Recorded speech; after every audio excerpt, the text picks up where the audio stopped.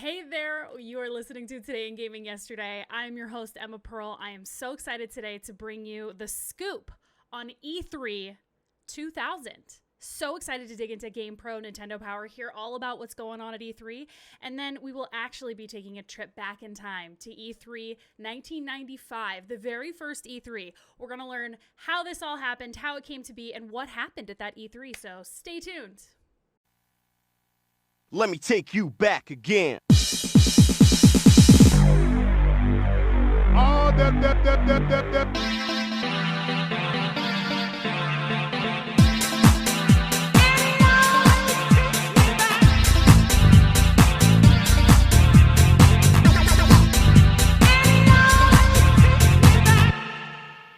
Hey, as mentioned, you are listening to Today in Gaming Yesterday. I'm your host, Emma Pearl. I'm so excited to bring you this episode today.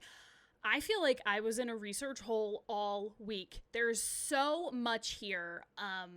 So much. It's June 2000. The summer is heating up truly.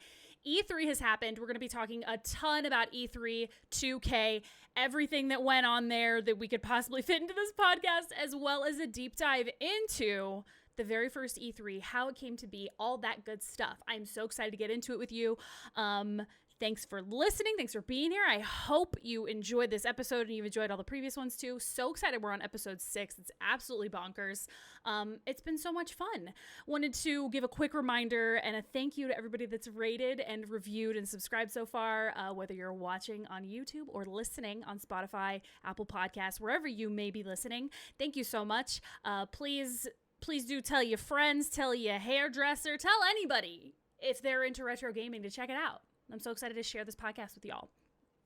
Want to give some shout outs and thank yous before we get started today to tons of places and people and sources for all of the wonderful nonsense I'm so excited to share with you. So I want to give thank yous to, of course, retromags.com, retrocdn.net, theverge.com, ign.com, polygon.com, Anthony Parisi on YouTube, John Linneman on YouTube, the Nintendo Fandom, segaretro.org, and giantbomb.com. Before we dig into the charts and the GamePro and the Nintendo Power and the deep dive, we actually got our very first listener email. Extremely exciting stuff. I'm so excited to read through this with y'all. Hey EP, it is Thick/Abby. Hi, Thick Abby. Thank you so much for writing in. Not sure if I should send this in a comment or an email, but thought a longer comment like this should be emailed. So, in TIGUI Pod episode 3, 30 minutes in, you discuss how GamePro had the DK64 strategy guide, and you thought you would be looking at Nintendo Power for that bad boy. I did say that because I'm like, yo, it's Nintendo. Nintendo Power did have that already covered, Abby tells us. Nintendo Power 1999 November edition, volume 126, covered DK64 Strat Guide. Found an eBay listing for it, obviously barely before we started this podcast journey together, so that's why I didn't see it. How did I know this, says Abby? Because we had it. Luckily, in the above eBay listing, you can see in a few pictures the table of contents for the strategy guides of the month. I do specifically remember this issue because my older sister had the inside cover DK64 poster from it on her wall when I was a kid. Amazing, Abby. Thank you so much. And thank you so much for writing in and letting me know. I can't say I'm shocked. Obviously, Nintendo's like very good about hyping their own stuff. Of course, they had a sick DK64 strategy guide. I love to hear about it. And thanks for reminding me that Nintendo Power posters exist too. I'm scheming to turn one of my back bedrooms into like a guest bedroom / CRT gaming situation. And my dream is to get a bunch of Nintendo Power posters and just plaster those babies all over the wall. That would be sick and very reminiscent of what I would have wanted out of a similar space in the early 2000s. So that's why I think it's a good fit. Thank you again, Abby, for writing in and sharing your experience. I love to connect with y'all about this stuff. And if anybody else ever wants to write in, tell me about magazines you enjoyed, past issues, games, all that good stuff. I always love to hear it and connect with you. You can find it, my email address at tiguypod@gmail.com. And also another good plug too, if you ever want to keep up with the podcast and get updates, episode guides, things like that, go ahead and follow us on Twitter, TIGY Pod on Twitter. That'll get you all the good stuff you need to keep up to date with the pod. So, that being said, our official order of operations today, we're going to dig into the charts, of course, the hot rental charts, the best-selling charts for June 2000. Then we will dig into GamePro and their E3 coverage, and then Nintendo Power's E3 coverage, and then the most possibly the most important E3 coverage in all we're going to talk about today that was so wild to dig into. My deep dive on the very first E3 in 1995. So excited to get into it. So let us start with the top 10 best-selling games for June 2000 as reported by GamePro 4 months later into the future. God bless the time travel capabilities we have for the 2000s and GamePro. Coming in at number 10, the 10th best-selling game of June 2000 was Excite Bike for Nintendo 64. Excite Bike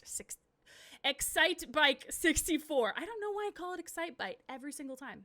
Coming in at number 9, Siphon Filter 2 on the PlayStation. Number 8, The Legend of Dragoon on PlayStation. Coming in at number 7, we have Pokemon Stadium on the N64. In number 6, we have WWF SmackDown on the PlayStation. Coming in at number 5, 5th best-selling game for June 2000, Spec Ops for PlayStation. Number 4, Tony Hawk's Pro Skater for N64. Number 3, Tony Hawk's Pro Skater for PlayStation.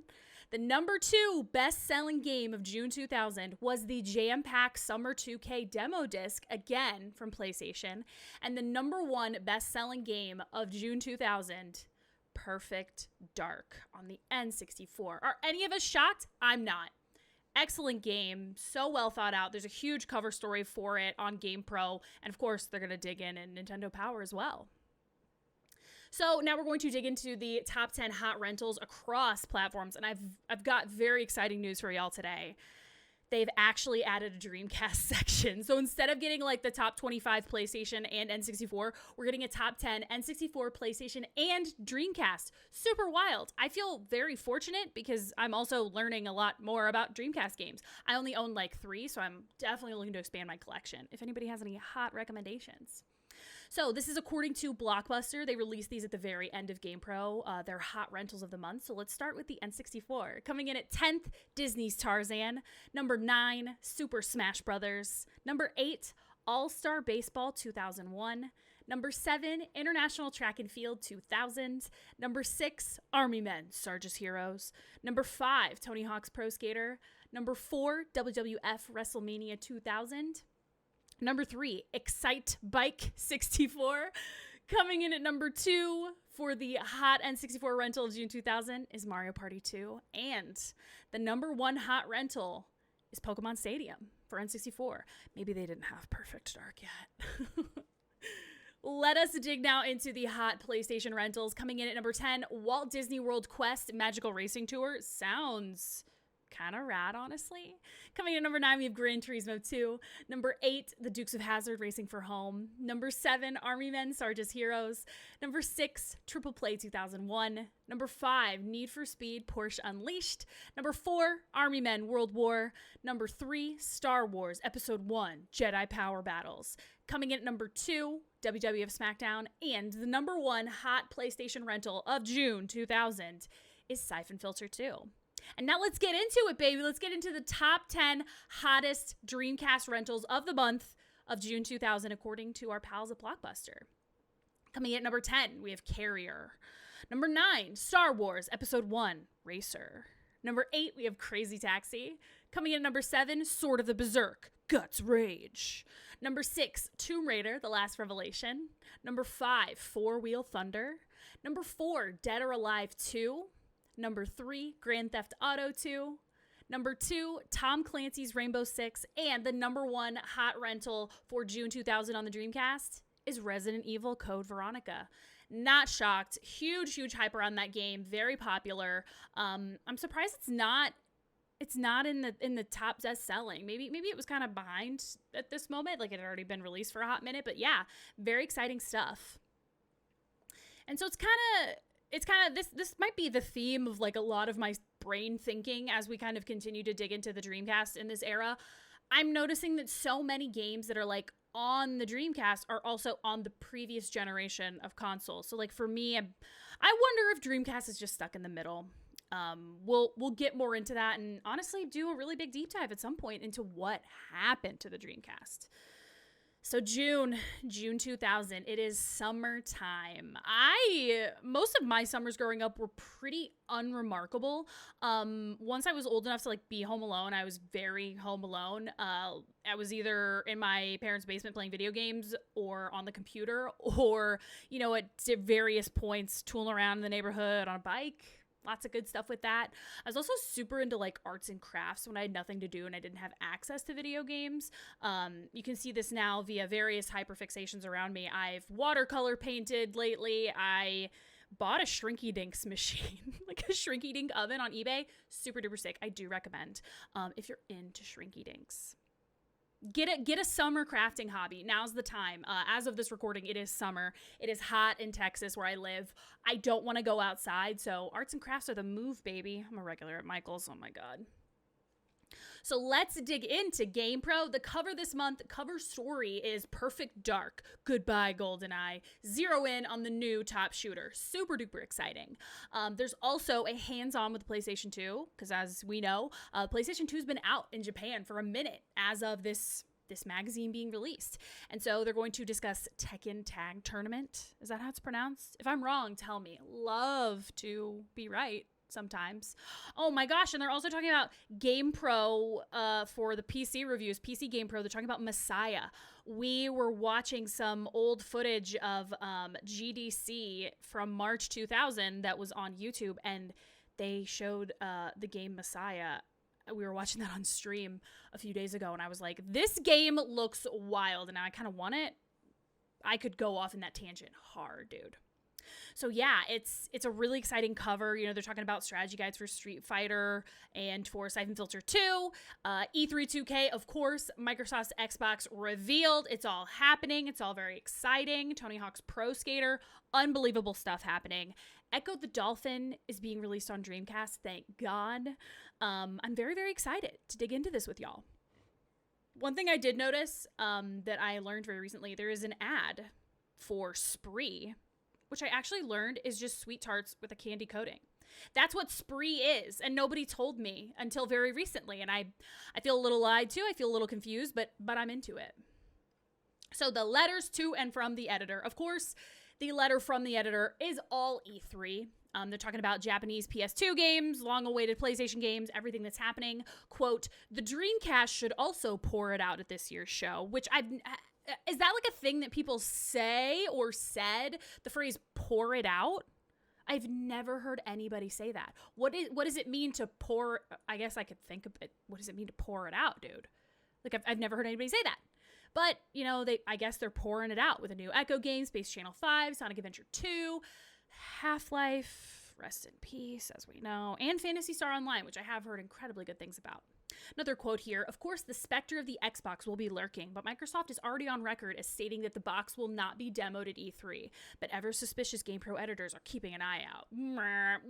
We get info on the Xbox, though, because they did announce it at GDC in March 2000, which at this time would have been in these magazines, so that's sick. The letters to the editor this week were all very weird.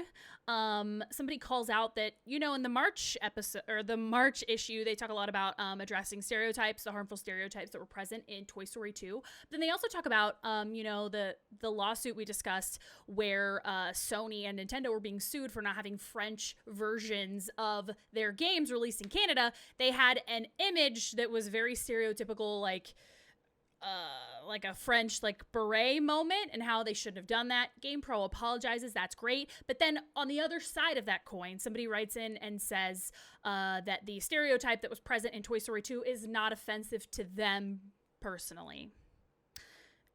And they say stereotypes help illustrate our world, and we'd be lost in a humorless void without them. Bad take. That's a garbage take, straight up. GamePro said it, and I will reiterate that. That's not comedy.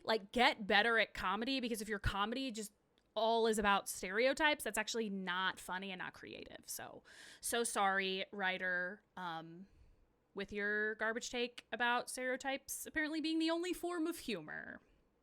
Someone also writes in and asks, does the concept of Pokemon seem a little inhumane to you? You catch wild animals, then force them to fight for your benefit. Oh my God. Weird letters this week. Another one comes in and says, quote, I'm sick of hearing people refer to the city in the arcade mode of Crazy Taxi as San Francisco. They provide a laundry list of reasons that it absolutely is not San Francisco. Am I weird that I've never lived anywhere that I've felt passionate enough to be like, how dare you? Like, no, this is not. Maybe like Topeka, Kansas just doesn't get like categorized in video games all that often, but I cannot imagine writing into GamePro about it personally. But more power to them. Make your voice be heard, y'all. In the buyer's beware section, there is a lot of tea. There's this huge, wild, like very dramatic graphic that says PlayStation 2 warning with like this gorgeous thick boy PlayStation 2, which I actually picked up recently. Oh my God, I love it. We talked a little bit last episode about the driver on the memory card getting overwritten, the one that enables DVDs to be played on the PlayStation 2. And so, the issue with the memory cards is apparently prevalent enough in Japan that they are issuing new memory cards to folks that bought the PS2 at the time.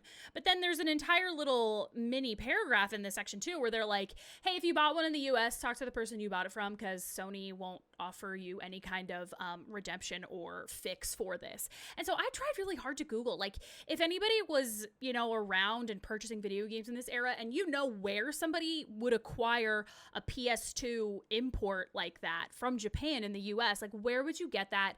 Tell me everything. I maybe could have Googled harder. I didn't Google super hard, but I'm so curious. I really want to know, who was importing and where would you buy that from? I'm very interested.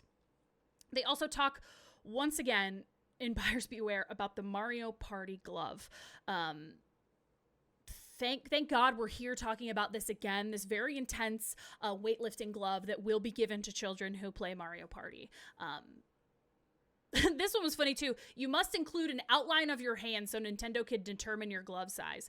I think that's the best thing in the world. You, one of the pieces of proof that you can offer that you own this game is a photograph of the game playing on your TV. So imagine you're getting your mail ready and you take your hand, smack it on a piece of paper and do a little outline, and then you have a Polaroid of your TV playing Mario Party. Then you just mail that into Nintendo and get your glove.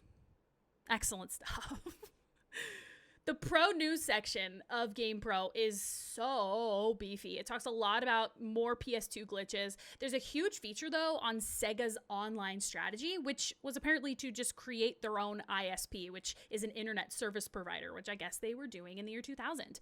So they mention here that, Sega.com is independent of Sega of America, and it's selling SegaNet. So Sega.com sells SegaNet. It's the ISP and, quote, gaming destination.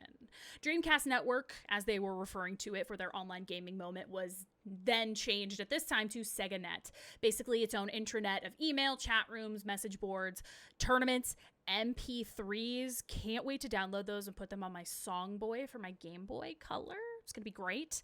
And of course, the online gaming piece. They mentioned specifically the games that would be featured for online play are things like NFL 2K1 and Quake 3 Arena.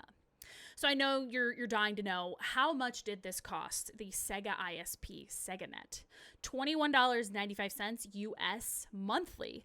Plus, you get a $200 rebate check, which is essentially like a free Dreamcast, because you also get a free Dreamcast keyboard when you sign up for the SegaNet ISP. So you get reimbursed for the Dreamcast you've already bought, or they're buying you a Dreamcast. So you sign up for the ISP, you get all the hardware, and then you're just jumping in.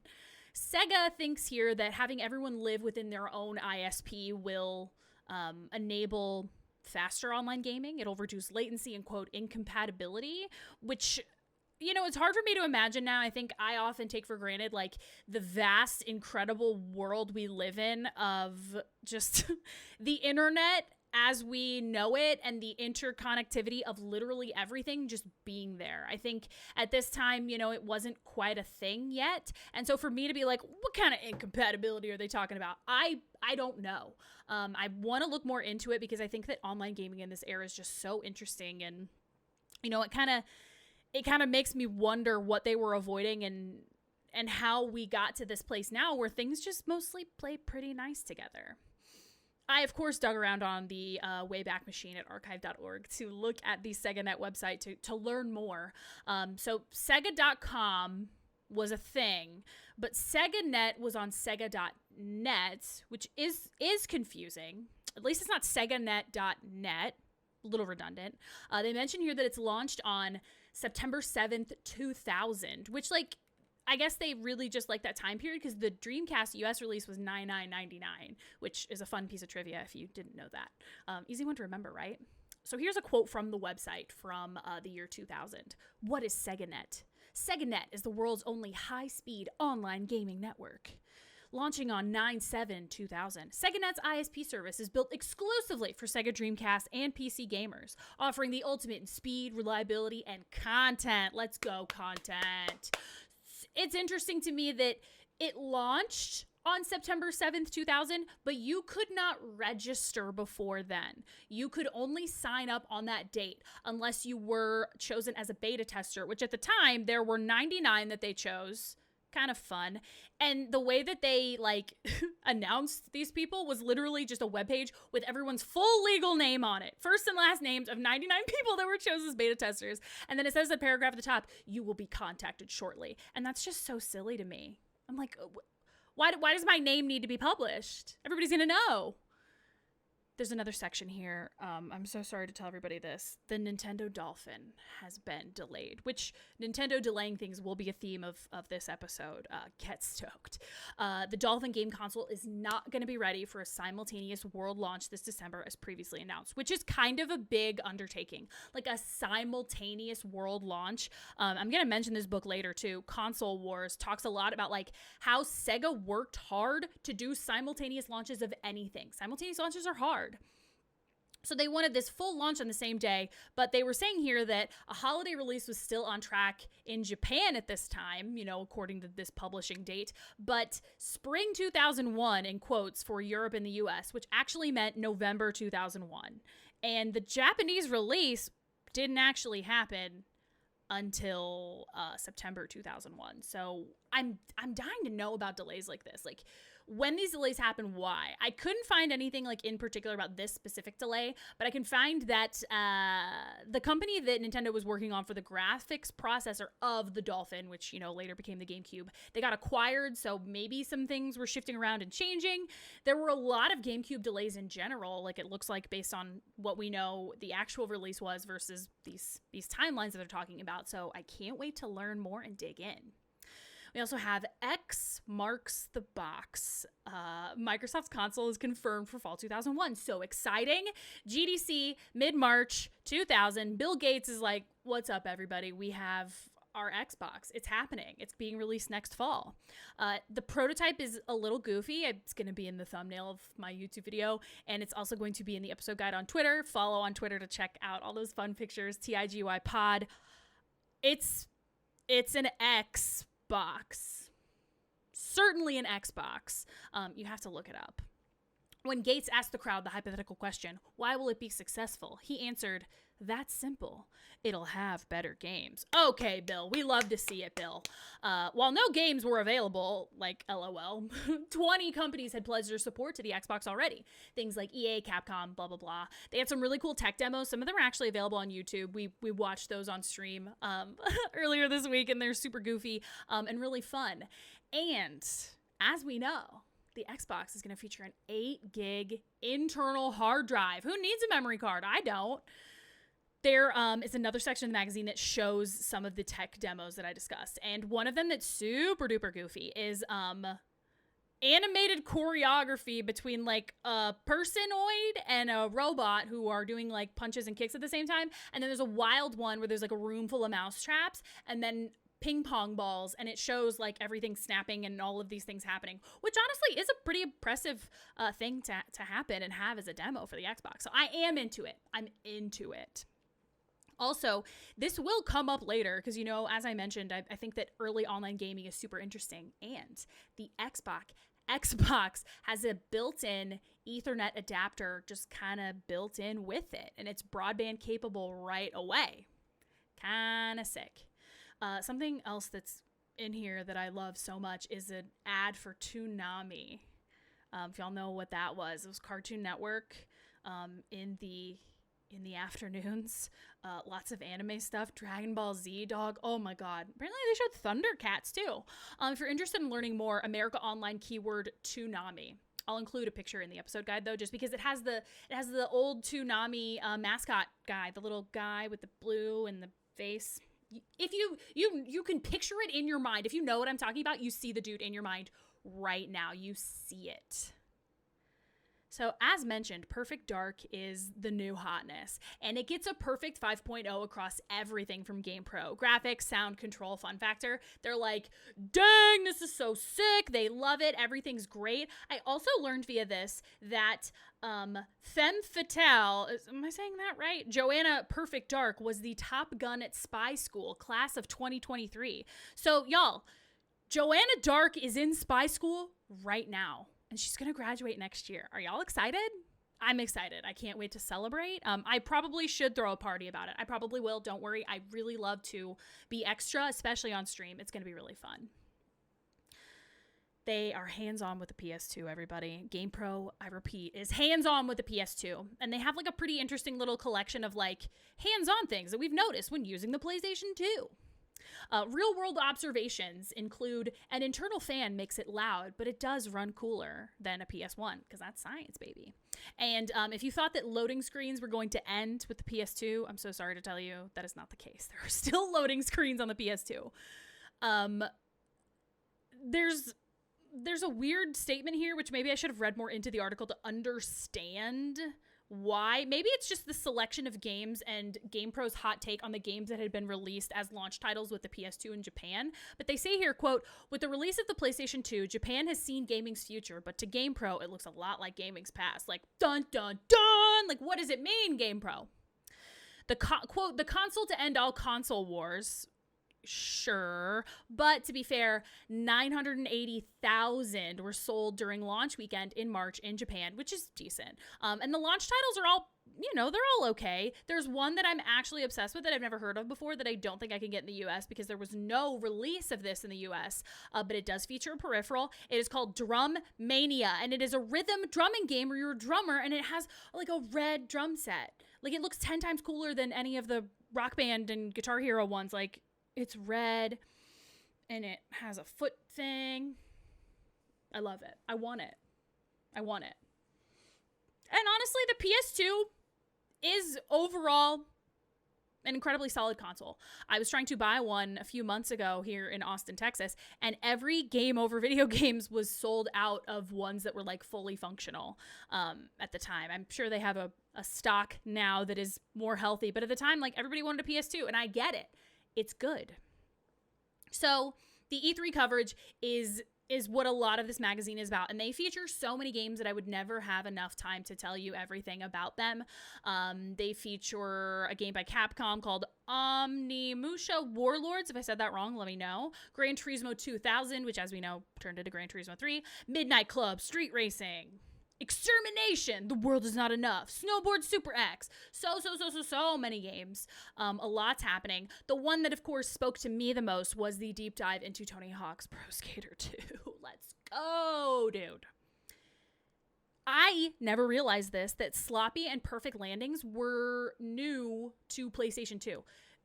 Please don't, you can roast me if you want. I won't be mad. I probably deserve it. I've still never played Tony Hawk's Pro Skater 1, like the first one. I have it on Dreamcast. That's kind of what I want to play it on. I have the remake on PS4. I've never played it there. But it's hard for me to imagine playing without like the perfect and the sloppy. I just think that's so cool. Also, there's a Rice Krispie Treats ad that also, the advertising in this magazine always gets to me. I don't know what it is, but also I'm like having a Mandela effect moment. I always thought it was Rice Krispie Treats, but it says on the package, and then I Googled it, Rice Krispies Treats.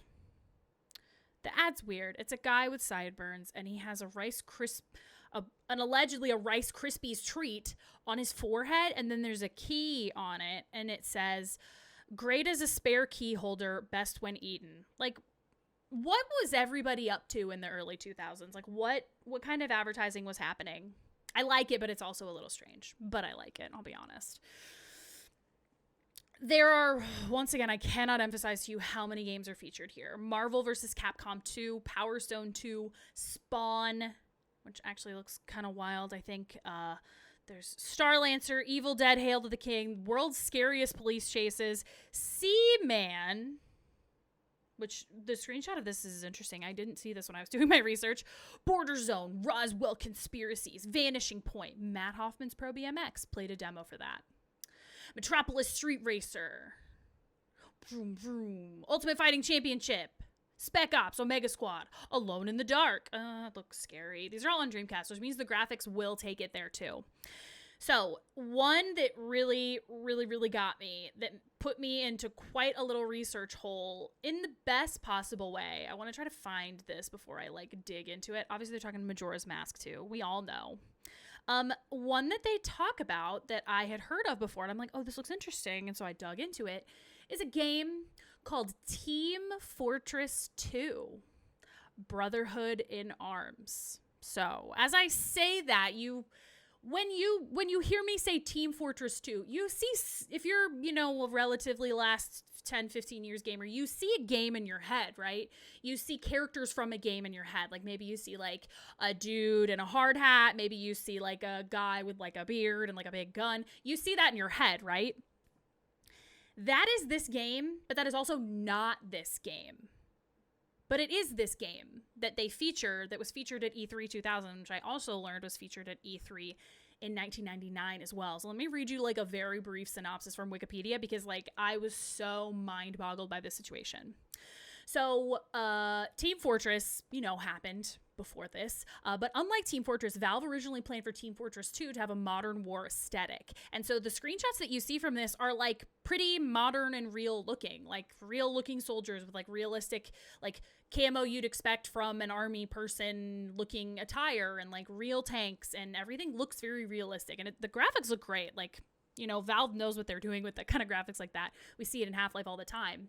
It would feature innovations including a command hierarchy with a commander class, parachute drops over enemy territory, and networked voice communication. Commander class played similarly to a real-time strategy game, with the player viewing the game from a bird's eye perspective and issuing orders to players and AI-controlled soldiers. So the way that this works is there's 12 types of characters according to the GamePro cover here, which is Marine, Spy, Medic, Engineer, etc., etc. And there's all these different maps. There's different missions of things that you're going to do.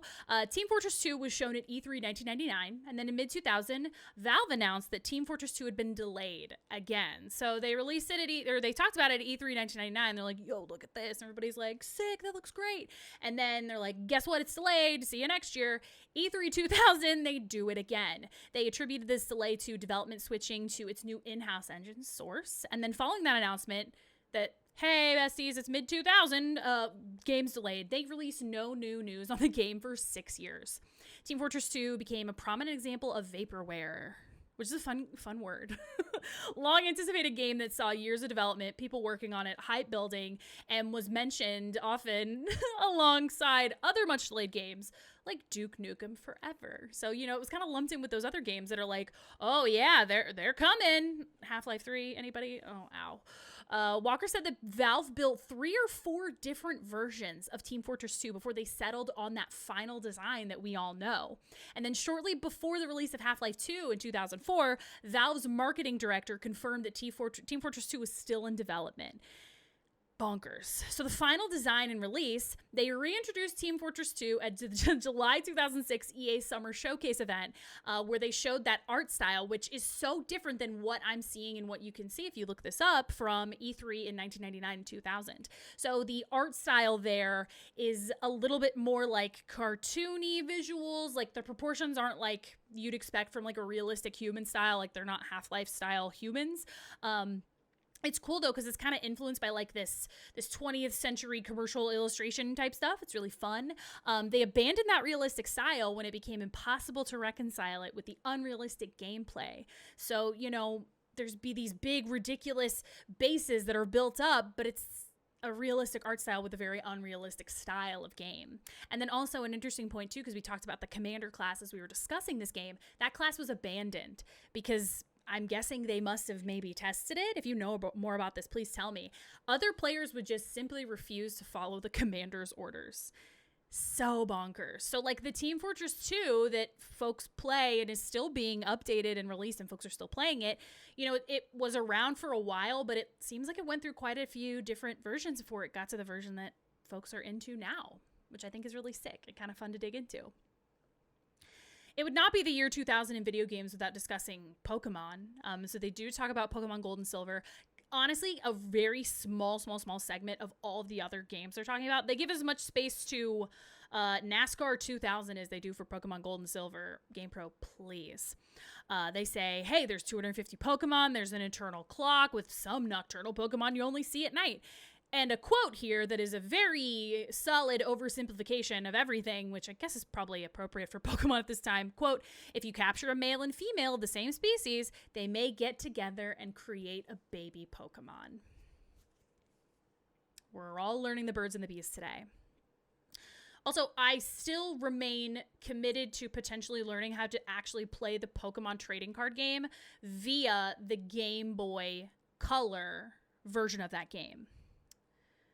And then something else that I also thought was hilarious and amazing in here is that there is they talk a lot about Game Boy Color, like Game Boy Color is a sick handheld. We all know it. But there's actually a review for a Neo Geo Pocket game, which I can't believe they do, but they certainly do. And, the game has like good reviews. They talk about very positive things about this game. And they say, quote, clearly the Pocket Color is gaining ground. I don't want to be the one to tell them.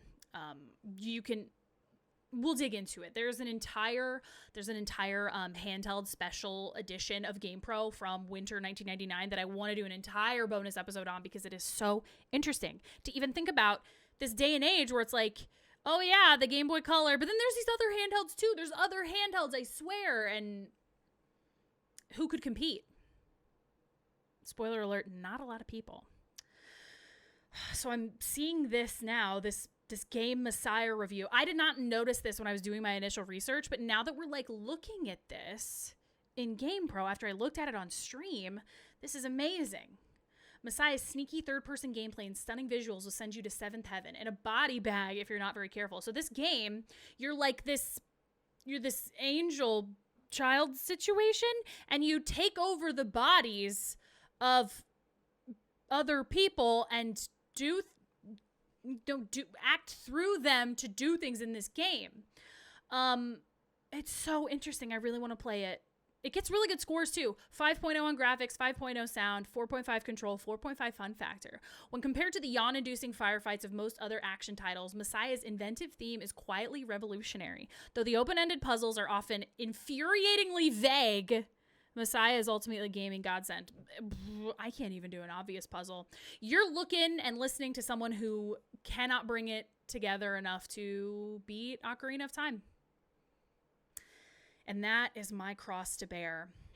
That is about all I pulled out of GamePro. There's obviously a ton more. There's like these giant pro strategy guides, but the E3 coverage in this was obviously immense. There's so much happening there. I think it's really sick and exciting. So we're going to take a quick break before we dig into Nintendo Power's take on E3 2000, what they have going on. Maybe we will learn more about Pokemon Gold and Silver. I'm so excited.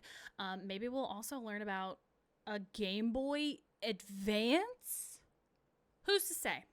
Who's to say? Let's take a quick break. You are listening to Today in Gaming Yesterday. I'm Emma Pearl, so excited to dig into the year 2000 with you, specifically the month of June with our E3 coverage.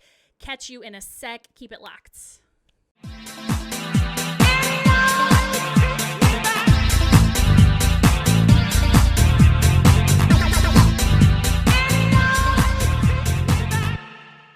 Hey there, welcome back to Today in Gaming Yesterday with me, your host, Emma Pearl. We are digging into June 2000.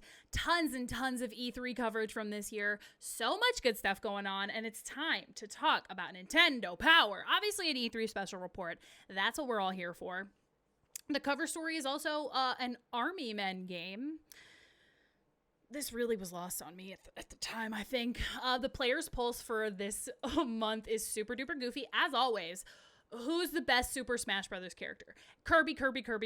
Lots of people supporting Kirby. And then the second best that I'm seeing here is a lot of Ness. You know, and people are reluctant to admit that. This person says, I hate to admit this, but even though he may not be my best character, Ness is the best in the game. Oh my God. I was a Kirby main though. Absolutely a Kirby main. So good. I will say, as we're kind of digging through, looking at this Army Men stuff, the graphics look okay, but I think that was just kind of the name of the game for N64 at this time, right? You know, I don't know, this game, if I had to guess, this game probably doesn't use the expansion pack like Perfect Dark does, but, you know, the graphics look okay, and the gameplay looks pretty intense.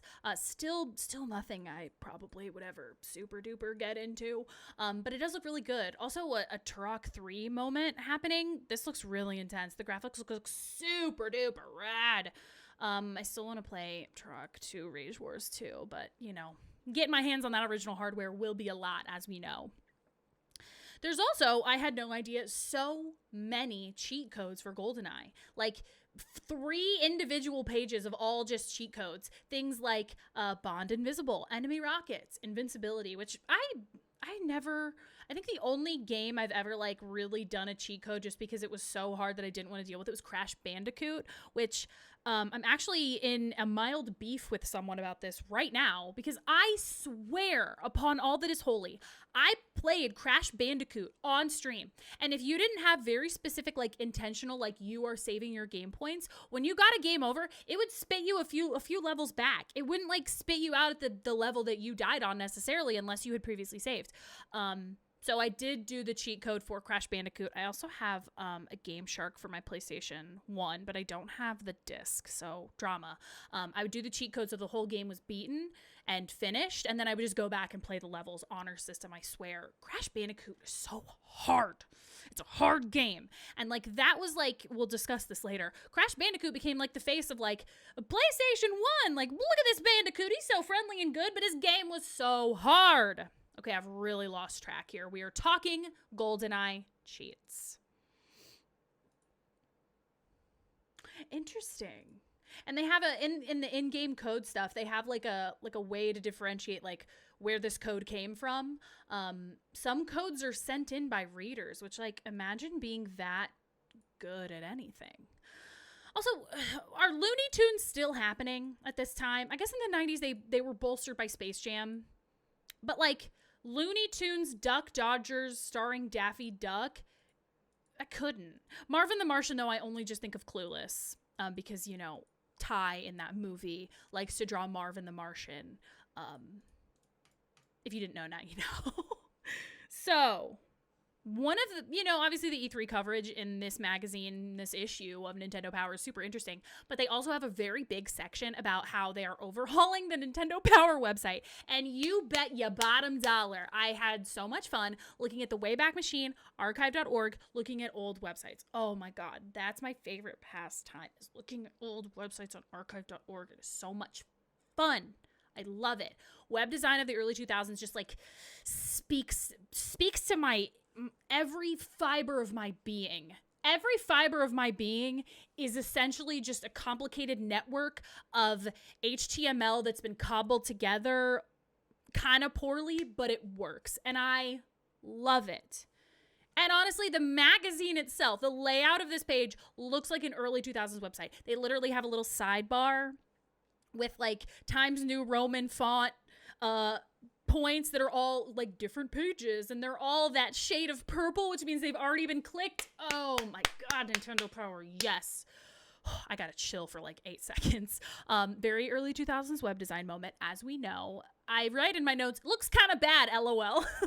But like, you know, in the early 2000s, not everybody was online like this. So like, if you're not used to seeing the glorious Squarespace designs that we see in this day and age, this episode is not sponsored by Squarespace, which is the first thing I think of. Web design is a lot easier and a lot prettier now. So that's why I'm thinking about it. There's also this like cool logo, the power connection. It's an N and a P with little arrows around it, and they're like, that's like the like, listen up, gamer, like you can read more about this specific thing that's in the printed magazine on nintendopower.com if you see this icon. Which cool. They also talk about preparing to paywall the site, saying, quote, "The site is open to everyone right now, but eventually only subscribers will have access to many of the special features." I can't wait to learn more about this. I can't wait to dig in and see if they did paywall it. So this preview is just a lot. They're telling you why you should care about the internet, all the websites that are going to be there, everything that's going to be happening on NintendoPower.com. Quote, "When the news breaks on Dolphin, Game Boy Advance, and new games, NintendoPower.com will have the FAQs, the pics, and the downloads." For me, this raises the question, what are we downloading? Are we downloading buddy icons for AOL Instant Messenger? Are we downloading wallpapers? What are we downloading? I would like to know what I'm downloading. You can't just tell me you have downloads. That's like going to the grocery store and being like, they have bread. You're like, what is the variety of the bread? Tell me the specifics of the bread. Don't just tell me there's bread. Don't just tell me there's a download. What am I downloading? More on that later. Something I found very interesting is that they had like games on Nintendo.com. We will also get into the very confusing quote, "directory of websites that are associated with Nintendo Power that are all just too confusing for no reason." So Nintendo.com is different than NintendoPower.com, but it's important to know in this magazine, they tell you Nintendo.com has games on it. You can play games. There's apparently like a Mario Party game on Nintendo.com, and like it has Mario Party via Flash. They have online gaming against other people at MarioGolf.net.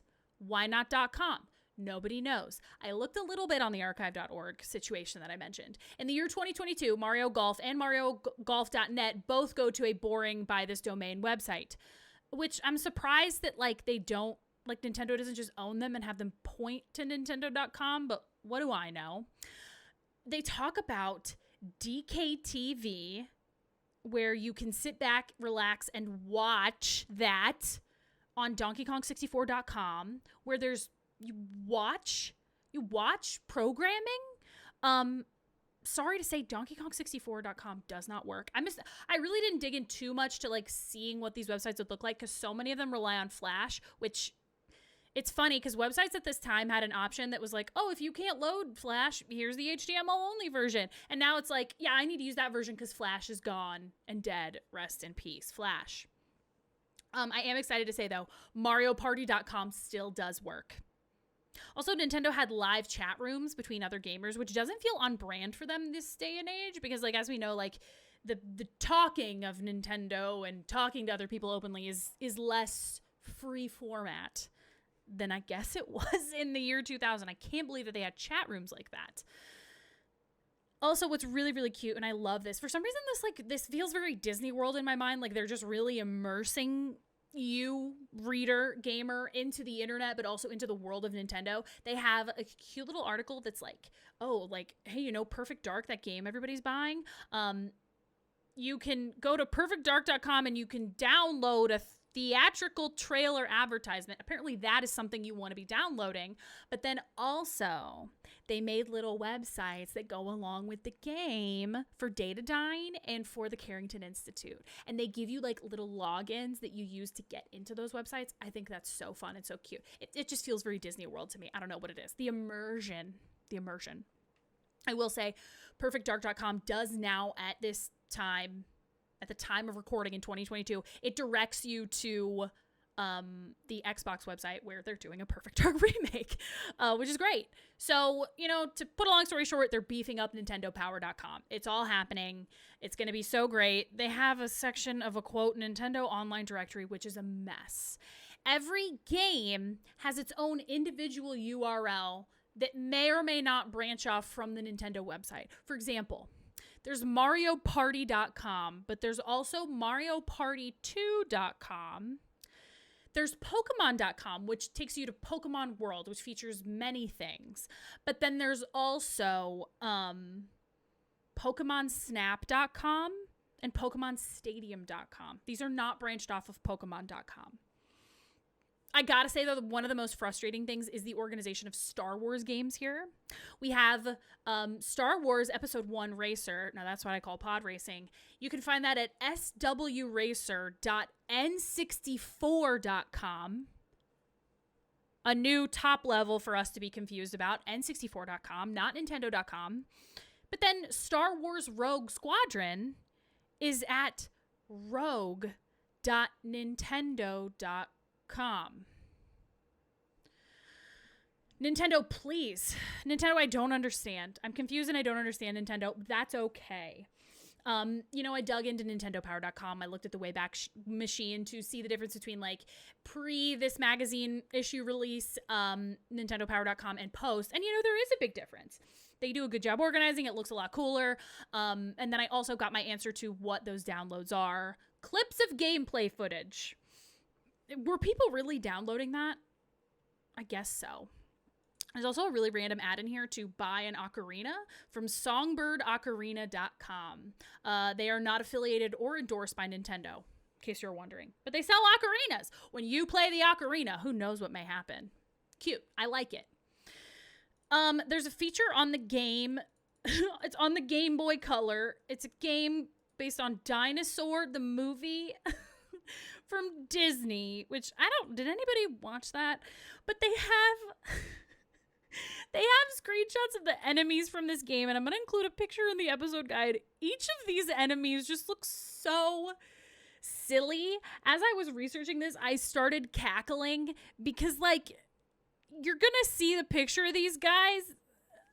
They just, they look ridiculous, and I love them, and they're so goofy. I'm not scared of any of these. Even a Velociraptor, I'm like, I could kick that guy. I could kick that guy pretty hard. So Poke Center is pretty light. Pretty light this month, I'll say. They're saving room for the E3 coverage. They do talk about Pokemon the Movie 2000. They feature this great quote in here. Ash and his friends, Misty and Tracy, have already squeezed a lot of adventure from the Orange Islands, but they're not out of juice yet. Oh my God. I actually have this on VHS. I would like to watch it. Coming in July. So in PokeChat, they say, on an episode of the Pokemon cartoon, it suggested that ghost-type Pokemon have an advantage over psychic types. But when I fought Kadabra with my Haunter, I lost because its attacks were super effective. Why? Answer, because you can't believe everything you see on TV. Oh my God, Nintendo Power. The show usually gets it right, but if you pay close attention, you'll see plenty of matches that seem all wrong at first glance. We can't read the two cartoon Pokemon stats to see if one has a higher level than the other. Oh my God, get out. Get out of here. They also have a thing that says, is it possible to win enough money on the slot machines to buy a Porygon in Celadon City? And I'm here to tell you, and echo Nintendo Power sentiment, it absolutely is. They give a hint, which is wild, because I had to Google for this in the year 2022. They say each of the machines in the slot machine area of Celadon City is different, which is true. There's a trick where if it's one particular machine the trick works on, and if you kind of catch the timing and you catch the signals, you can just win, which sometimes I do. I actually want to do that right now, maybe after I record this and get it all edited and sent out. It's just fun to do low stakes Pokemon gambling and work the system like that. I'm getting that Porygon, baby. That's going to be mine. There's also a tour of the Pokemon trading card game, which is very exciting. They're going on tour. They're going to San Jose, Phoenix, Dallas, Oklahoma City, and Minneapolis at the Mall of America, of course. And then the winners from that tournament will go to a trainer showdown in LA. Yes. Excellent. So Nintendo gets us into the E3 coverage that was embargoed that they're sending in. And the first one I want to talk about, the first game that they really feature, probably because it's technologically and graphically kind of beautiful, is a game called Dinosaur Planet. And it looks really sick. It's from Rare, who did Perfect Dark, Banjo-Tooie, we all know. I had never heard of this game, Dinosaur Planet. And I was like, what the heck? I feel like I would know about something like this. It looks so sick. I don't know about it because it was never released, but it was very close to finished. But then they shifted and folded all of that work from Dinosaur Planet into Star Fox Adventures for the GameCube. So a build of this game, the actual game before it was folded into Star Fox, was found on a disc purchased from a private seller, and this happened it happened in like February 2021 that there was news coverage about this, but the build is from December 1st, 2000, like right before it got canceled and folded. They say that like this build that's been dumped off of this disc now subsequently, it plays rough on an emulator, but you can put it on a flash cart, which I learned via this is like a cart that you can load a game onto and then play it on the original hardware. So you can play that game, you can play that dump of that build from December 1st, 2001, you can play it on original hardware. And there's a 20-minute gameplay piece on YouTube. I'm going to include a link in the episode guide. A link in the episode description, like on all the podcasting platforms as well as YouTube. I think it's so cool. It just looks so nice. And the article says like, yo, this is very Ocarina of Time influence, which I obviously see. First playable version of everyone's favorite game is going to show up at E3 this year, and that's Mario Tennis. And I didn't realize this. This is the debut of Waluigi. Waluigi's origin is that apparently they just really needed more people to play in the tennis league, and thank God Waluigi did that for us. Very, very exciting. Obviously, we get a thick gold and silver coverage here from Nintendo Power. They have the most details, but they're still only giving Japanese game screenshots, which I found very interesting. I'm wondering if this was like Nintendo's first attempt to do real time with the Pokemon game, saying, quote, you might need to take a boat or a train to reach a new area, but it leaves only a particular day of the week. If you miss that day, you have to wait up to a week in real time, which is absolutely brutal. And this concept exists in plenty of games, obviously, like things like Animal Crossing that's on the Nintendo Switch right now. Is this how modern Pokemon games are? Because like the most modern one that I've personally played is Arceus Legends, Pokemon whatever. Arceus came out this year, last year? Either way, I've played it. Still haven't beaten it. Oh my God, it's on my to-do list. And they don't have real-time time, and so I don't really know. Also, through reading this, I forgot that Pokemon Silver has a radio that you can listen to. My Pokemon Silver cart has the issue of a dead battery, and I need to solder it and fix it. I have it in my notes soon, TM. I will do it, I swear. And we'll notice this in this issue of Nintendo Power. Their editing was just like not very good for this issue. There is an entire full sentence that is just 100% repeated in this article. And that sentence is a very intense one. It says, red, blue, and yellow were brilliant introductions to the Pokemon universe, but the newer, bigger worlds of the gold and silver versions will astound and delight players in ways they won't expect. They literally... Twice that appears. But I'm excited to tell everybody October 16th, it's happening. The Game Boy Color releases are huge. There's so many happening at E3 for the Nintendo coverage that they have here. A lot of NES ports as well as some original titles that look exciting. A ton of Disney movie games, lots of games from other pieces of media, things like wrestling and all those good things. Nintendo Power says like, yo, we can't really get into this, but one publisher alone is planning on releasing 40 Game Boy Color games this year, which I was like, yo, like the Game Boy Advance is coming soon. Like, are we just really, really that stoked on the Game Boy Color? Like, was it super cheap and quick and accessible to develop on the Game Boy Color? I tried to Google it. I didn't get the answers I needed. That's fine. The top rankings of the now playing sections, like a power guide, everything being released, they're very weird this month. Top rated game is Looney Tunes Duck Dodgers starring Daffy Duck with a 7.9. Could be worse. The lowest rated game is VR Sports Powerboat Racing for Game Boy Color with a 5.6.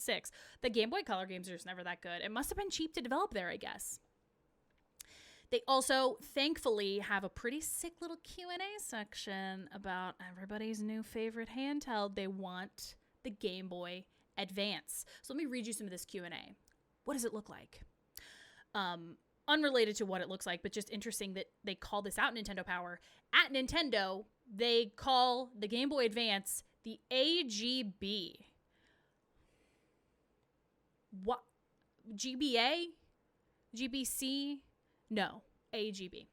They say it's the same size as a Game Boy Color, held horizontally because it has a wider screen, also 6 buttons. But why did I think that it had a similar button layout to the Super Nintendo with like a Y and an X too? I don't know. but I really thought it did in my mind, and apparently I'm silly. Also, there's no infrared port like there is on the Game Boy Color. It's an accessory. People are asking apparently what network capabilities 4 Game Boy Advances can link together. Advanced capabilities for, quote, cool accessories such as a color camera and printer. And I was like, I'd never heard of those. I looked it up. Nintendo didn't release it. There's something called a worm cam that is not good. And then there's never been a printer for the Game Boy Advance. I feel like Nintendo lied to me. The last question, I can't tell if this is a goof on purpose or like a goof, because this whole issue like needed a little bit better editing. I'm so sorry, editor, if you're hearing this somehow. What? It says, the last question, when will it be released? And the answer says, the current plan is to release the system, and then it cuts off. So I'm like, cool, we're on page 122. Let's go to page 123 and see what it says. Okay, 123 is all about Banjo-Tooie. There's no answer to the question of when it is released. 124, other random games, soccer, Midway, whatever. 125, more games. Donald Duck, 3DO game. 126, pack previews. Excellent, great stuff. And then it's some advertisements, and then the magazine's over. So when is the Game Boy Advance going to be released? We don't know. I don't know if they on purpose really said the current plan is to release the system. Who knows? Or something happened, but I was confused and startled. So this issue of Nintendo Power, very interesting insights, but overall a little bit of a disaster, but that's okay. We can't all be perfect all the time, Nintendo Power. I really hope that this Game Boy Advance release thing is like a goof on purpose. Like, you're not getting that out of us so easy. Like, okay. But that about covers it. As we know, we've reached the end without an answer to when the Game Boy Advance is going to be released. So let's take another quick break after our Nintendo Power recap of E3 2000. There's tons happening. It's all very exciting. And our deep dive after this break is going to be about the creation and what happened at the very first E3 in 1995. So once again, you're listening to Today in Gaming Yesterday with me, your host, Emma Pearl. So excited to dig into this with you. Oh my gosh, I learned so much, and it's all very exciting. So keep it locked. I will be right back. See you after the break.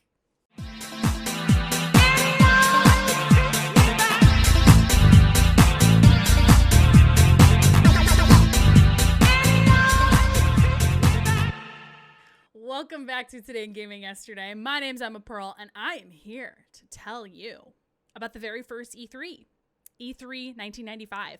So before we get into the actual E3 itself in 1995, we need to get into how it came to be. How E3 became the thing that we know and see and some of us love today. So let's dig into that. Let's take it back. Time machine moment. The whole podcast is a time machine moment, but a time machine moment. It's the 90s. Video games, they're not brand new. Video game companies, they exist. And they go to trade shows. They go to CES, the Consumer Electronics Show, which started in 1967. It was a good landing spot, especially at the beginning. Big announcements and big things were shown off there. Things like the Atari 2600, the Commodore 64. But I would say the fatal flaw of CES is that they saw video games as simply just toys, which meant that they weren't creating an environment at CES that was super supportive and friendly for video games and gaming. Especially once they hit the early 90s, the gaming industry just continued to beef up. It continued to get more and more serious. Things were expanding. Console wars were really kicking in. The response from CES to this era and to the legitimacy of video games happening just wasn't super inspiring. It's also worth noting, too, that at this moment in time, CES actually had 2 events per year. So they weren't just having one big CES. There were 2 CESs happening. So, according to Tom Kalinske, who is I believe I'm saying that correctly, the CEO of Sega at the time of the early 90s and the mid 90s, he said, quote, "The CES organizers used to put the video game industry way, way in the back. In 1991, they put us in a tent, and you had to walk past all the porn vendors to find us. That particular year, it was pouring rain, and the rain leaked right over our new Genesis system. I was just furious with the way CES treated the video game industry, and I felt we were a more important industry than they were giving us credit for." So Sega was like, you know what? Heck that. We're not going back to CES next year. Over it. And a lot of other companies went in the same direction. They realized that CES was not giving them what they actually needed from a show environment. It's worth noting, video games were getting bigger and beefier, like I said, but also there was a bit of heat on the video game industry as a whole. They needed to kind of legitimize and organize. In the early 90s, in particular, Congress was super duper beefing with the industry as a whole, particularly creators of games like Mortal Kombat, over lack of video game ratings. So the IDSA, which is the Interactive Digital Software Association, was formed. They helped develop the ESRB, which you've probably heard of an ESRB rating. That's the Entertainment Software Ratings Board. And so they created, kind of that standard template, which at the time it has gone through a little bit of metamorphosis, but, the core tenets have been the same, which is, like an E for everyone, T for teen, M for mature. It gives those ratings so that people, consumers, know what they're actually purchasing from a video game. It's not just a mystery of what you're going to find content-wise. So, that did really help the industry, but people at the time were still a little bit weary. They're like, video games have a lot of violence. Who knows what that's going to do, et cetera, et cetera. So the 90s were a little bit of an intense time. I will plug, once again, I plugged earlier in this episode, the book Console Wars by Blake J. Harris is a really, really excellent little time capsule of this period of time, talking a ton about the heat that Sega was in versus the heat that Nintendo was kind of avoiding, because when Sega ported Mortal Kombat from the arcade version onto their systems, they left in all the blood, they left in a lot of the gore, which Nintendo didn't do. You should check out that book. It's really great. They talk a lot about that. It is super duper interesting, just because kind of about the industry as a whole and some of the heat that it was under. So ESRB existed, IDSA existed at this time. The creator of GamePro, magazine we know and love, Pat Farrell, he was like, hey, let's just do our own trade show. Like, let's make our own thing happen. He pitched it to the IDSA, said, hey, we could have our own real trade show that is separate from CES. Like, there's enough meat here to make our own trade show happen. We don't need the mistreatment from CES and the infantizing of our industry. CES head Gary Shapiro, though, was like, hey, guess what, everybody? I'm really still not thinking that video games are all that serious, but to sweeten the deal, keep you coming back to CES, we're going to make a video games only show. It's going to be great. You can come to that. It'll be really cool. But the offer from Pat Farrell said, hey, IDSA, you get a slice of the pie of this show that I want to call E3, which was a more compelling offer. CES was kind of its own little world, but with E3, IDSA got their own piece of that pie. So, IDSA was like, yep, E3, you're happening. We're in. We're going to support. Let's make it happen. But, this itself didn't force any video game companies to choose E3 over CES because, they were happening at different times. This special CES only video game show, like, oh, thank you, CES, for your mercy and your grace of giving us our own tiny video game show. And so CES was still getting pull and had the influence over some of the big players in the industry. Things like Nintendo and Microsoft. They said, yep, CES is still our show. We're going to go with that. Kalinske, who is the CEO of Sega, remember, he was kind of beefing with that notion, especially as it related to Nintendo, because at the time he knew that Nintendo was trying to distance themselves from anything that Sega was really having this big stake in, and Sega had a pretty big stake at this time in the formation and making E3 happen. And they're like, too much Sega. We're Nintendo, we're not interested. So, even though these two shows were happening at different times, vendors could technically go to both and do whatever, the beef continued. So E3 was like, hey, we're going to do this in Vegas. We're going to do it in the early summer. CES said, hey, for our special video game only show, we're going to do it at an earlier date than that. It's going to be before early summer, which Farrell said, absolutely not. The earlier you get things out, the earlier retail advantage that you have, because, retailers are going to be like, oh yeah, that's my show I'm going to go to and send my folks to learn more about the games that are happening and legitimizing that show, because, the earlier they can order things for big holiday seasons and purchasing at the end of the year, the better. So Farrell says, absolutely not, my guy. This is not happening.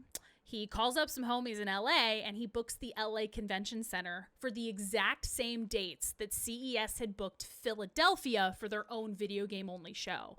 Folks in the video game industry at that point then had to for sure choose. Are they going to go to CES, who hasn't always been the most supportive in terms of treating the video game industry as a legitimate player in the electronic space, treating them more like a toy, or are they going to go with this new thing, this new E3 moment happening in LA? And have I even said what E3 stands for? Have I said that once in this whole episode? If I haven't, it's the Electronic Entertainment Expo. And we're going to be entertained. You know, that's what they're saying. That's what they're pushing. That's what Farrell says. It's like, you know, it's about the entertainment piece. You go to CES, you could see any old electronic off the street. But at E3, gamers, baby. That's all you. So Farrell came in with a strong hand. He booked the same dates. He booked it in LA. He's ready to make people choose. And so in addition to putting on that pressure, he went hard on the PR. Every time a new company signed with showing up at E3 as opposed to the CES event, they did a huge press release from E3, like, holy bananas, they're coming. This company's coming. It's all happening at E3, baby. They built the hype. They sent the message that they were the real deal, which put a lot of pressure on. Within a few weeks, they had 180 booths booked. They had huge folks. They had Sega, they had Sony, they had heavy hitter publishers like Acclaim and Electronic Arts. E3 was pretty legit, dude. And this didn't look great for CES. Logistics were looming, you know, the things like putting down a venue deposit where you're saying, okay, we're going to fill this giant space with all these vendors. You know, everybody was going to E3. CES was having a hard time justifying that. They were worried about it. They were worried about putting that venue down and then throwing this event that nobody actually went to because there was no companies there, no pull to get you to go there. So Shapiro, the guy behind the CES, he saw the writing on the wall. He called up Farrell, and Farrell remarked that this was how the entire conversation went. This is not my version of paraphrasing that I often do from conversations. This is how the conversation went. Shapiro says, "Pat, how are you?" Farrell says, "I'm good." And Shapiro says, "You win." And then he hangs up the phone. Straight up. So that same day, you know, the writing was on the wall for CES. CES made that aware. Microsoft and Nintendo, they call up Pat Farrell with E3 and they're like, "Hey," this is a paraphrase. "Hey, Pat, what's up, bestie? Where are we setting up for E3? Like, where's our booth going to be? Like, we're going to be there." So it was happening. E3 was in. CES had been defeated, but now the actual hard part, right? Like throwing this whole huge thing in LA with all these vendors. How's it going to go? May 11th through 13th, 1995, it really did happen. And we're going to dig into what that first E3 looks like. So let's talk about who went, who the players were. You know, we talked about some of the big heavy hitters like Sega and Sony were like in it from the get-go. So they were kind of set up to succeed in that way because they at least had some legitimacy of these big contenders. This wasn't, you know, when you think of like a new thing sometimes, it's not like a scrappy, like, you got to build as you go. We're rising from the rubble of being treated poorly at CES. Like, heck no. Like, Sega and Sony down to clown. Nintendo got with it once CES kind of put themselves aside from the situation at all. And Sega was doing a lot. Sega was super involved. The console wars were hot. They were always just thinking about the next best way to clown Nintendo. And getting in on E3 from the start was a great way to do it. There were tons of major developers there with floor presences. I wanted to read them all to you, but there are a lot. Companies that you've heard of: 3DO, Capcom, Disney Software, Electronic Arts, Interplay, Konami, LucasArts, Microsoft, Namco, Nintendo, Sega, PlayStation, lots of good stuff, Virgin Interactive, and Williams Entertainment, the folks behind Mortal Kombat. I made sure to write that down. The floor plan's wild because actually the LA Convention Center at the time, they had a newer section, gorgeous South Hall in 1995, and then they had an older section from the 70s, the West Hall. Sega was with them from the start, so they got this huge prime real estate in the middle, smack dab in the middle of this beautiful newer hall. Nintendo's like, "Hey, dude, we're Nintendo. We need a big spot in the new hall." And Farrell's like, "Hey, dude, listen, you kind of got in on this a little bit later. You're gonna have to go to the old hall, but like we'll put the table sign up there. You know, you'll still get a little bit of foot traffic, right?" But it turns out that did not matter because over 50,000 people were estimated to have attended the very first E3. So like Yeah, dude, the foot traffic was still happening. Not even a big deal where you were placed because the people were everywhere, but we'll dig in more into that later. So, the show's set up, everything's happening. They have keynotes prior to the show to set the tone for what that floor show is going to look like, what they're demoing. So the giants rose up and gave their presentations. Nintendo didn't really come out super strong with this. They were kind of, they were a little bit indifferent about E3. They had put a lot of their chips on CES happening, so they weren't as prepped as they really could have been. And actually, a week before this inaugural E3 in 1995, Nintendo announced that their next-gen console, what was the N64, was going to be delayed another year. And the NES, the Super Nintendo, Super NES didn't suck. People liked the Super Nintendo. There were still good games coming out, but it's like, you're making this big thing happen, but you're not launching like a big new exciting console. So the one thing that they did bring to the table that was new, it was new, was the Virtual Boy. Nintendo's Virtual Boy. If you've never heard of the Virtual Boy, I do recommend the Angry Video Game Nerd video about it. Strong language in that video, I will say, but it's a very good coverage and it does show you like gameplay footage. It's VR. It's like a VR headset that sits on a table that you use, you put your face up to it, but it's only in red. It's like, how the original Game Boy is green on green. Virtual Boy's red on red. Nothing feels better on the eyes than just constantly being surrounded by red. It wasn't super strong. It was kind of painful to people. The games were interesting, but, when you look back at this period of time, Nintendo was focused on other things. Nintendo was really focused on the N64. They were focused on, continuing to release some strong titles for the Super Nintendo to keep people engaged. So, maybe they didn't put as much care and thought into the Virtual Boy as they could have. But, they didn't completely blow it. They released Donkey Kong Country 2, Diddy Kong's Quest, pretty solid game. They released Donkey Kong Land for the Game Boy. They were talking about that at E3. And then they also talked about Killer Instinct on the Super Nintendo. Had a ton at their booth about that, including some booth babes, which we will talk about later too. They showed off Earthbound as well, a game that's taken a lot of hype now and is very interesting to look back on. But according to the article on Polygon that's all about this first E3 moment, Nintendo spent a lot of their speech talking about software piracy, gosh darn it, and how bad it is. Like, all right, thanks so much, Nintendo, great to see you. But fortunately for us and for everyone at this very first E3, Sega and Sony were ready to make some stuff happen, and they were spicy. So Sega presented before Sony in this way, and they said, hey, we're Sega, baby.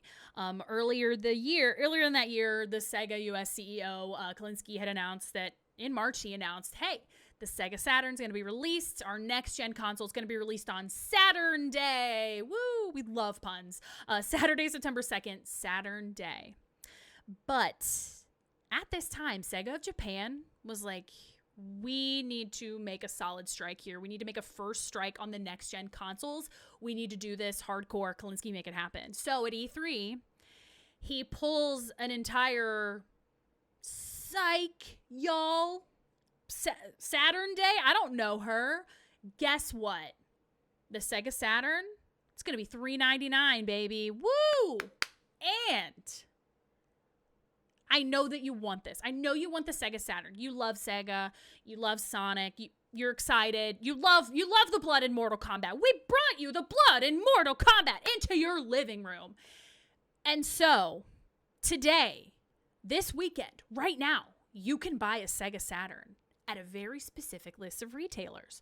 Toys R Us, Babbage's, Electronics Boutique, and Software, etc. There are 30,000 Sega Saturns that are at these retailers right heckin' now. You can buy them. Let's go Sega Saturn, baby. Woo! Very, very exciting play if you think about it. They're saying like, hey, that console that we didn't think was going to be ready for a few more months, you can get it now, dude. Next gen, baby. Go get it this weekend. The future is now. Exciting. So Sony had to follow that exciting announcement. Very good stuff from Sega. A hot, exciting press release about like, get you next gen. So Sony started with this video. It was kind of a long video, and it was like, wow, electronics, Sony's good at them. You know, they show satellite dishes, CD players. They have this like fun, like mid-90s, like upbeat music, like electronics. They talk about CD-ROMs. They talk about how important it is. They're giving a presentation about, you know, the electronic space, Sony's place in that, and Sony's next big venture into the video game world, which was the PlayStation 1, which, you know, just the PlayStation at the time. So as they're giving the presentation, they say, hey, let's bring on Steve Race. He is in charge of, you know, the PlayStation launch in the US. He's going to come on here. He has an exciting presentation for you all about the PlayStation. Get up here, Steve. This is my paraphrasing. He walks onto the stage, goes up to the microphone. All he says into this microphone is $2.99. And then he completely walks off the stage. Like, that's a mic drop, dude. The crowd loves it. They're like, next gen $2.99, let's go, baby. $100 cheaper than the Saturn. It's all happening. Plus, like, the idea of a mic drop like that in general, not only because of, you know, more competitive pricing, but a mic drop like that to say, hey, Sega, all we need to say is, you see what it can do? $2.99. That's it, baby. Good stuff. Less is more. So in addition to these wild little keynotes, the floor itself was wild. As I mentioned, they estimate over 50,000 people attended the very first E3. They were honestly worried the fire marshal was going to shut it down. But, you know, though it was this huge event and there was a lot happening and there's a lot of hype about it, it was a little less flashy than we'd expect, you know, nowadays from a trade show like this. You know, they had the aforementioned booth babes, they had wild presentations, things like that, but you know, the demos were less polished. The demos were a little bit more like, hey, here's my we have 100 Super Nintendos plugged into 100 CRTs, play these games. You know, the demos worked most of the time. If they didn't, that's okay. Nobody was really holding it against them. They were just excited to be there. It was a little bit more traditional showmanship that I think that you would see from a trade show at the time. I mentioned, I believe, like Williams Entertainment, the Mortal Kombat people. They had like a little stage show that was happening and an announcer that sounded very like mid-90s, like, hey, everybody, and you know, a little bit less like serious technology gamer like we would expect nowadays. You know, there's better graphics they're showing off with the next gen, and it makes a huge difference. But you know, this period of time for this E3 was just a lot scrappier while still valuing those better games. I actually found a 3-hour YouTube video that shows the keynote presentations that I mentioned, and it also shows a lot of these demos, what it was like to be on the floor, some of these little showmanship moments. I found that on YouTube. I'm going to link it in the episode description just because I think it's cool. If you ever want to check it out, there's your chance. So, you know, some notable things were happening here.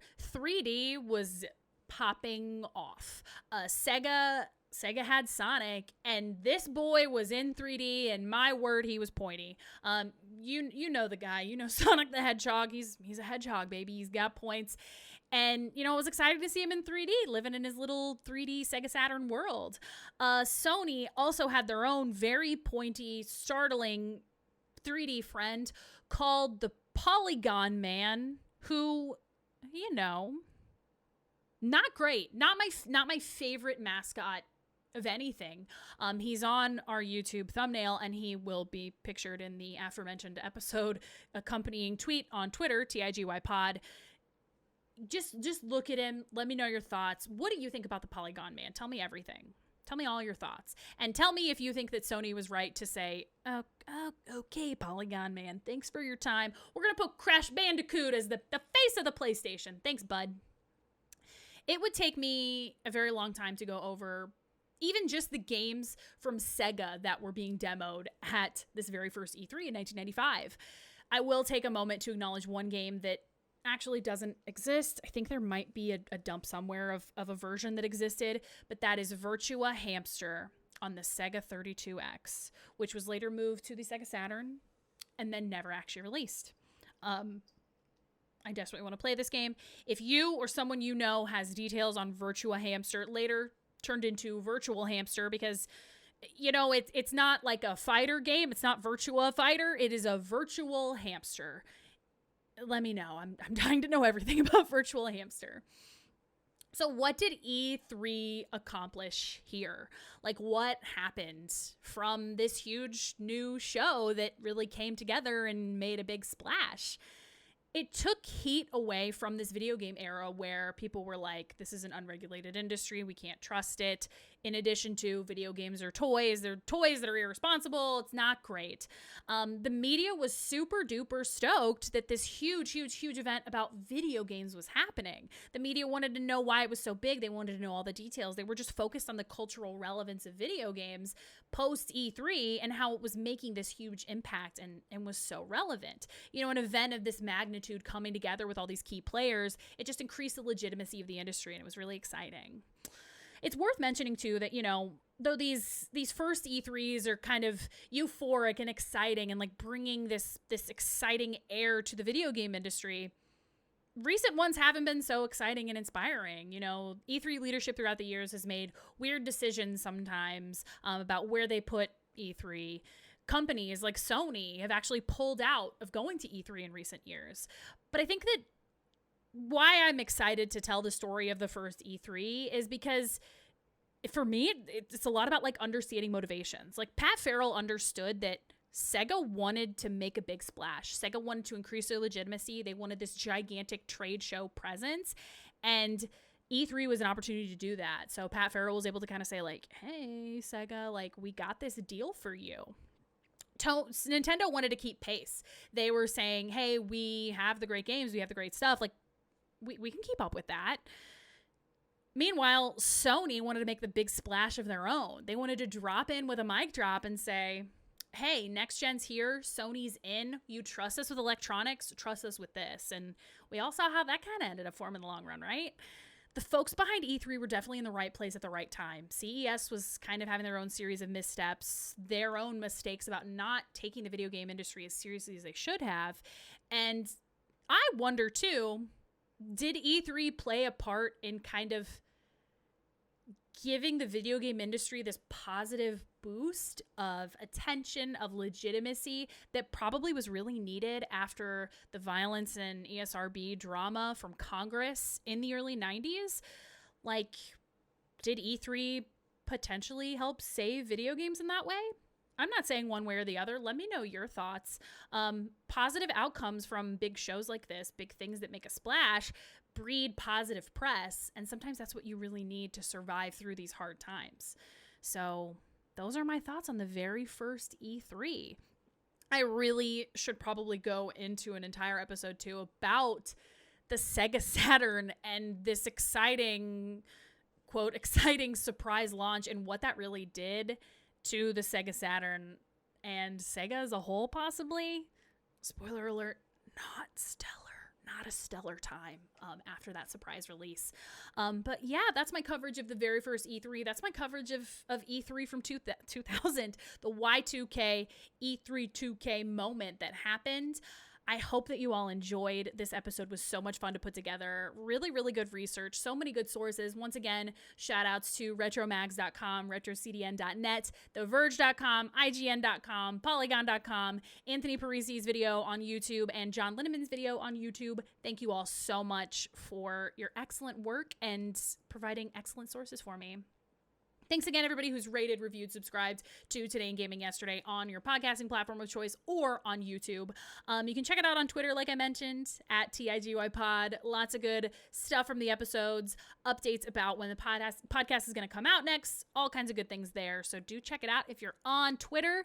Thank you so much for listening. I hope that you really enjoyed your time here today with this episode. I really loved it, and I hope that you did too. As always, my name's Emma Pearl. Such a pleasure to have you joining me for this episode today. Make sure you work hard, be nice, and have fun, and I will see you next time.